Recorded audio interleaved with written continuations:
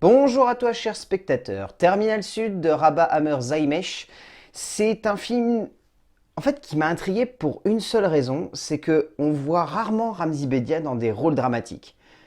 Ça suffit à aguicher ma curiosité et à me dire que j'avais envie de voir ce film. Bien au-delà de ça, j'ai revérifié qui était Rabah Hammer Zaimesh et je me suis rendu compte qu'on avait déjà parlé de lui sur cette chaîne, il y a bien longtemps. Et du coup, ça suffisait en fait à me donner envie de voir ce film, qui en plus a l'air d'avoir une toute petite distribution en cette semaine. Le résumé pour faire simple, nous sommes au cœur d'un pays, peu importe lequel. Nous sommes au cœur d'un conflit, peu importe son origine. Un médecin cherche à accomplir son devoir alors qu'un régime militaire cherche à le nuire et à l'empêcher d'exercer. Lui-même semble désabusé par cela. C'est très particulier comme cinéma, celui de Hammer Zaimesh. On n'est pas sur une œuvre qui pourrait sonner comme l'image qu'elle renvoie. C'est-à-dire que par le biais de son affiche, par le biais de son acteur, par le biais du genre dans lequel il est supposé être catégorisé, on attendrait de ce film presque une œuvre, je dirais pas d'action, mais en tout cas sous haute tension. Non. Au moins, c'est placé. Par contre, encore une fois, j'aime beaucoup la démarche de ce metteur en scène parce qu'on est sur quelque chose qui est très atypique. C'est un film qui choisit d'avoir une ambiance, mais pas une ambiance qui va uniquement habiter des lieux. Une ambiance qui gangrène littéralement la pellicule. Et ça m'a subjugué du début à la fin. Je veux dire, le film est bourré de maladresse. Une dramaturgie qui part en vrille, une mise en scène qui n'est pas toujours très juste, mais qu'est-ce qu'on se sent mal dans ce film? C'est impressionnant. Je veux dire, en termes de jeu entre le spectateur et ce que le cadre veut renvoyer, il y a tout qui fonctionne dans son métrage. Hammer Zaimesh, je ne sais pas comment il a fait, mais il a réussi à faire en sorte qu'à chaque plan, à chaque instant du film, à chaque relation qu'il y a entre deux personnages et à chaque changement de lieu, on soit mal parce qu'on ait l'impression que le danger soit omniprésent. Et je trouve ça génial parce que du coup, ça fait qu'on oublie toutes les petites fioritures qui vont se rassembler et qui vont vouloir faire ah, « Regardez, je suis des défauts, je plombe le long métrage, je l'entraîne dans une direction maladroite ». On oublie ça parce qu'on se laisse captiver par cette œuvre et qu'on se dit que oui, il y a des maladresses, mais que pour autant, le film a un parti pris et qu'il s'y tient. Malgré le fait qu'il y ait cette impression qu'on ait envie de le ranger dans la case d'un thriller dramatique, ça va plus loin que ça.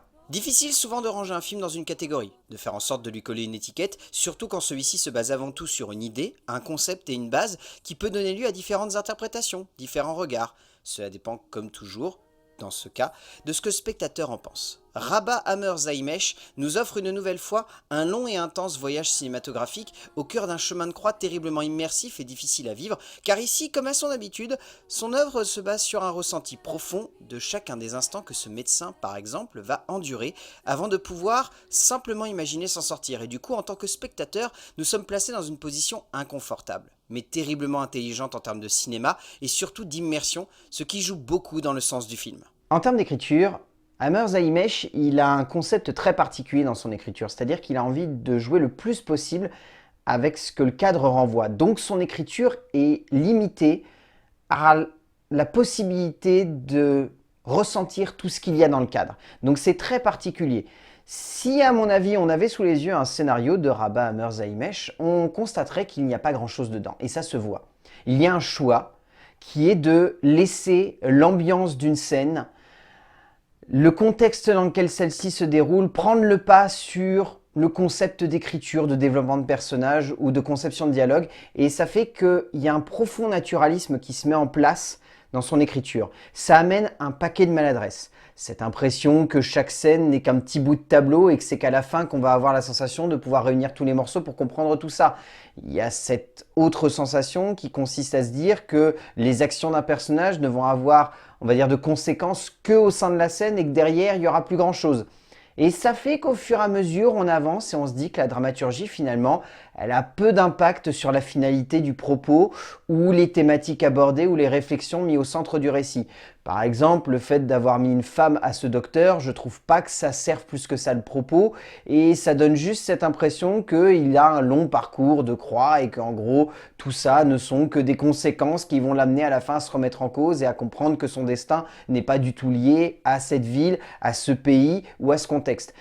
Oui, mais vraiment du coup ça sonne comme anecdotique au bout du compte. Parce qu'il y a cette envie d'aller au-delà de ça et de vouloir construire quelque chose qui, je sais pas, soit plus de l'ordre du ressenti que vraiment de l'analytique. Et ça fait que du coup, on se retrouve devant une écriture qui est très sensorielle, qui est de l'ordre de l'instant, et qui par moments donne cette impression que, à part ce qui se passe dans le cadre, il n'y a pas grand-chose de plus. Ça n'empêche que derrière, ça se tient sur l'ensemble. Hammer Zaimesh cherche le plus possible à ce que l'on ressente chacune des actions du personnage, comme essentielle à la compréhension de son chemin de croix, qu'il choisit de rendre presque christique, et bien plus encore, l'auteur cherche réellement à construire quelque chose de logique et de fort en termes d'écriture.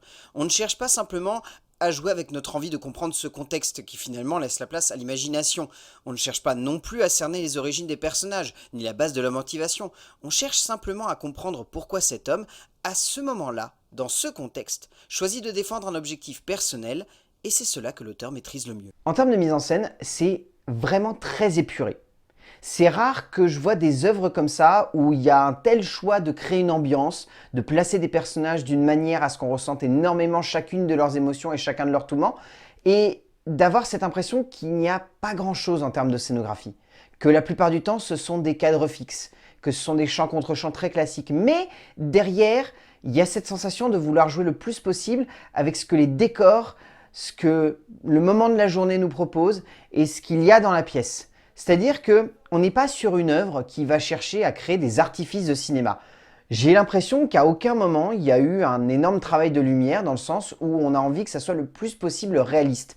Donc du coup, la lumière, c'est celle qu'il y a dans la séquence et ce qu'il y a dans le cadre, ça ne semble pas avoir été touché. Et c'est impressionnant parce que dans l'histoire de Judas, on avait cette même impression, cette sensation que tout était réel, tout était crédible, qu'il n'y avait rien de fictionnel, qu'il n'y avait rien de romancé. Et si le contexte de cette histoire-là, celle de Judas, pouvait donner cette impression de cinéma, là pour Terminal Sud, par moments, j'avais vraiment la sensation d'être dans un documentaire, en fait, d'avoir un mec qui plaçait sa caméra de telle sorte à capter le plus de choses possible et qu'il ne fallait pas modifier le réel. Et je trouve ça génial parce que du coup, on a cet hyper-réalisme présent au sein du cadre qui gangrène chaque image et qui fait qu'on est passionné par ce qui se passe dans le cadre, pas uniquement parce qu'on croit à cette histoire, mais parce qu'on croit à tout ce qu'il y a dans ce cadre. Le style, comme sur Histoire de Judas, est proche d'un naturalisme qui interroge le spectateur, le pousse à se mettre à la place de ce personnage, ce qui fait qu'à de nombreuses reprises, on se laisse totalement prendre par l'aventure d'un homme qui n'a finalement pas demandé grand-chose, si ce n'est de pouvoir soigner le monde. Soulignant cet aspect christique du personnage, par le biais d'une mise en scène jouant énormément avec le clair-obscur et appuyant beaucoup des ombres plus que des visages, Hammer Zaimesh développe alors toute une scénographie basée sur le ressenti et non plus sur la contemplation de l'image, créant alors un sentiment qui prend totalement possession du spectateur et qui fait que l'on rentre plus facilement dans le récit sans avoir la sensation que le cinéaste nous oblige à ressentir plus que nécessaire. En termes de casting, il n'y a pas beaucoup d'acteurs secondaires qui ressortent vraiment.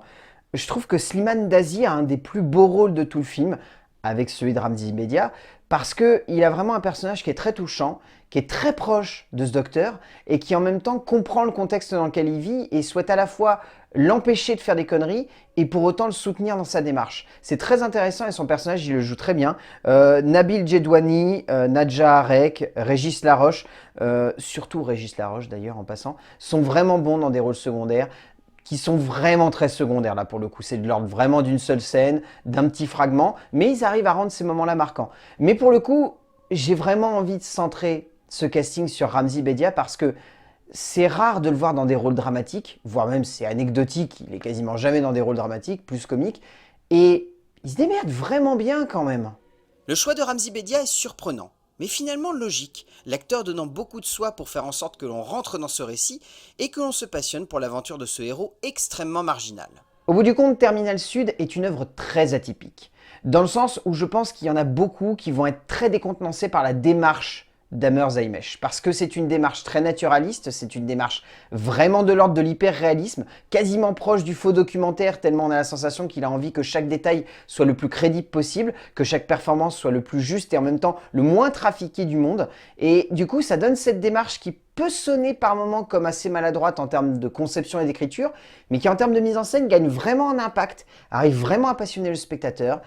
Et c'est pour ça que Terminal Sud, de Rabah Hammer Zaimesh, j'ai envie tout de même de vous conseiller de le voir. Je sais que ça fait partie de ces films qui, cette semaine, ne sont pas diffusés dans beaucoup de salles, mais si vous avez moyen de le voir, déjà ça va vous faire voir Ramzi Bedia d'un autre œil, Et au-delà de ça, c'est un film qui est très atypique, donc très intéressant. Et donc je vous conseille de le voir. A plus!